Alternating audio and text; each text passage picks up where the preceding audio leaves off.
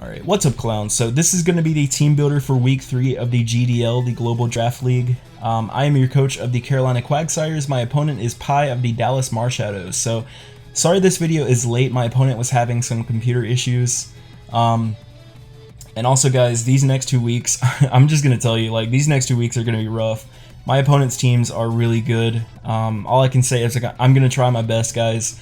That's all I really can do at this point. But looking at my opponent this week, he has the Infernape, Kyurem, the Togekiss. Togekiss is a massive problem.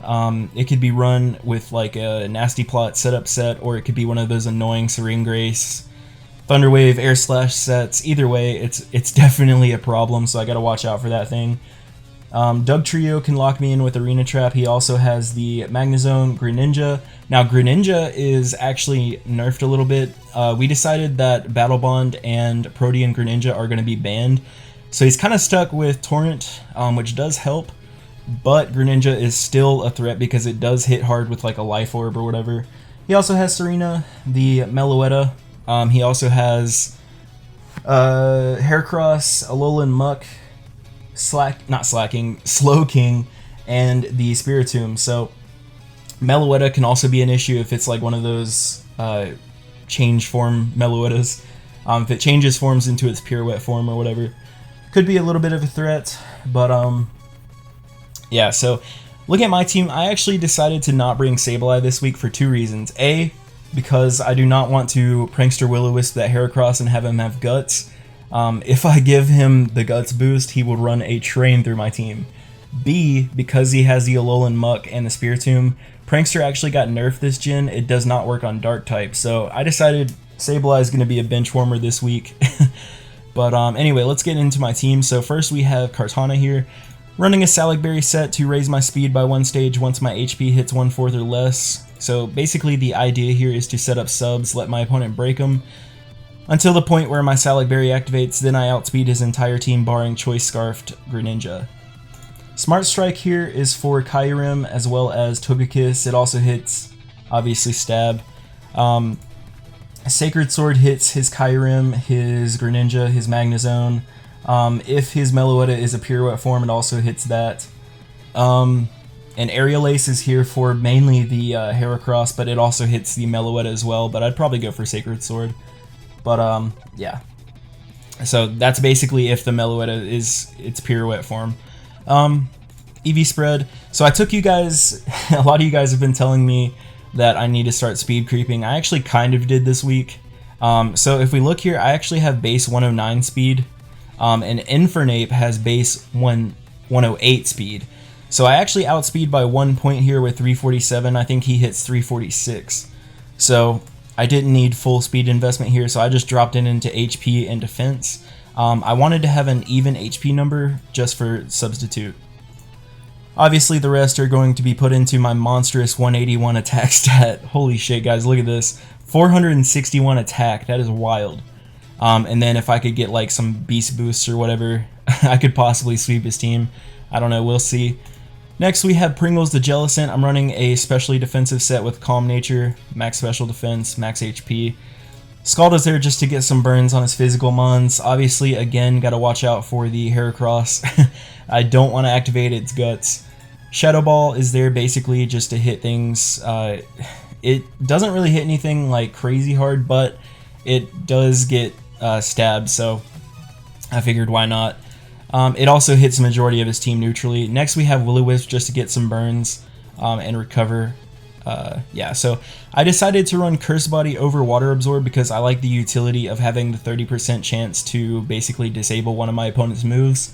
That could definitely come in clutch. Next we have Bruno the Clefable running a Calm Mind set with max HP, max defense with a Bold Nature. So we got Calm Mind, Soft Boiled, Moonblast, and Psychic. Moonblast hits his Kyurem. It also hits neutrally on the Infernape, but it hits hard because Infernape's frail as balls. It also super effectively hits the Greninja. It hits the Meloetta pirouette form. I think it hits super effectively on the Heracross as well. And it obviously does decent damage to the Muck, and it hits super effectively on the Spiritomb. Psychic is there for the Infernape. It's there for Again, Pirouette, Meloetta, but honestly I'd probably go for Moonblast, but anyway, it's there. It also hits the majority of his team neutrally anyway, so if I like predict a switch or whatever. Let's see, so I already went over that. So next we have Salazzle here. So Salazzle's coming back. Did I use it last week? I don't think I did I? Oh well, anyway. So we're running a Choice Scarf Salazzle here with Corrosion. Honestly, Oblivious or Corrosion are kind of useless this week. So I'm running Flamethrower. I probably could run Fire Blast, I just don't want to miss. And then we got Sludge Wave, Dragon Pulse. Dragon Pulse basically just hits the Kyurem. It also hits his team neutrally, but I'd probably go with either Flamethrower or Sludge Wave.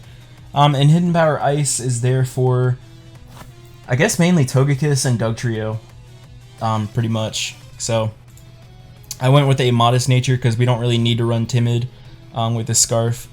I basically outspeed his entire team barring Choice Scarf Greninja. So got max special attack and max speed with 4 into HP here. Next we have Mudsdale. So I'm actually not bringing hazards this week. I actually originally had Armaldo here with Stealth Rocks or whatever, but I decided Mudsdale is probably the better way to go because he has a lot of physical attackers. Stamina is awesome here because every time I get hit it raises my defense by 1 stage. And I actually have the Chesto Berry here to activate Rest, so I can get all of my HP back and recover any like status condition. So I've got Earthquake here for the Alolan Muck. It actually doesn't OHKO, which is an issue. But 1v1 I do believe that I can kill off the Muck. If it comes down to like Mudsdale versus Muck at the end, Mudsdale wins I think every time. So next we have Heavy Slam, mainly for the Kyurem and the Togekiss. Also hits a lot of his team pretty hard. Most of his team's pretty light.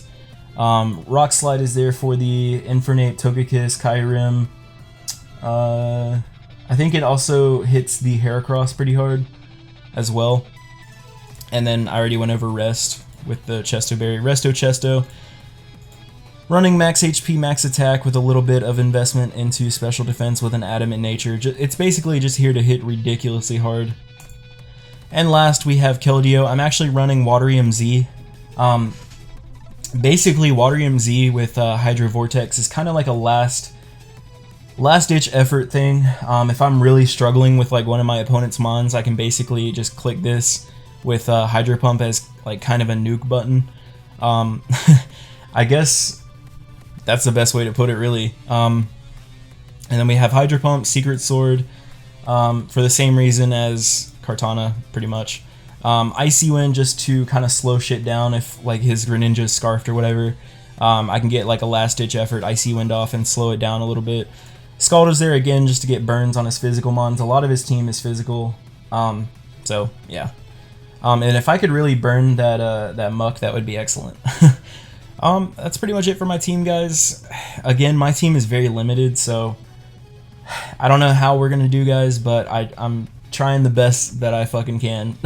That's all I can say. So if you guys enjoyed the video, leave a like, follow me on Facebook and Twitter, hit me up in Discord, links as always in the description below. If you guys have any suggestions or whatever for the next coming weeks or whatever, let me know. And that's pretty much it, guys. I'm gonna get out of here. I love you guys. Toodles.